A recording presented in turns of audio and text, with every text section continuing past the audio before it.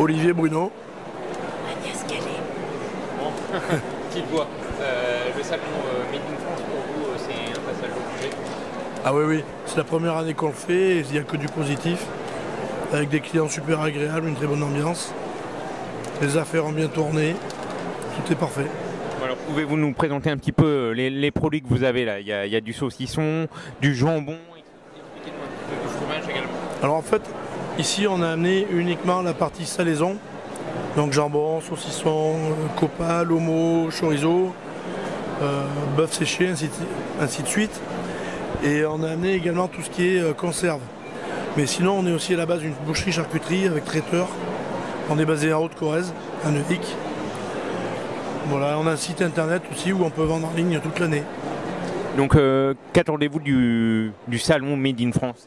Alors le salon, ça nous permet de nous faire connaître auprès d'un public qui est connaisseur, qui est demandeur de ce genre de produits, qui est à la recherche de produits vraiment fabriqués en France de manière artisanale, sans conservateur. On travaille sans salinité, sans phosphate, des vieilles recettes.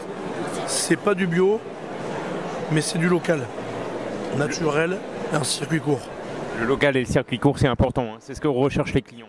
Ah oui, oui, ça c'est indispensable. Je pense qu'il faut viser de plus en plus ça.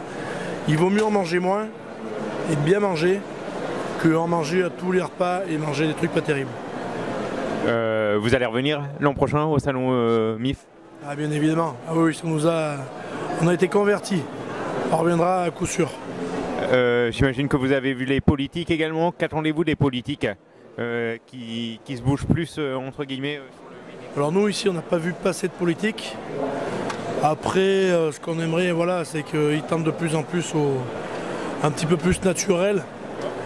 Parce que bon, tout ce qui est vendu entre autres en grande surface ou on va dire les grandes chaînes, je vais pas nommer, mais des chaînes étrangères qui font des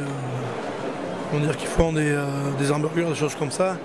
Il faut savoir que c'est pas très naturel, que ça vient forcément d'ailleurs vu les tarifs. Il ne faut pas croire qu'on fait travailler les éleveurs locaux ni les artisans locaux français. Et ça c'est triste parce que bon, nous on connaît notre métier.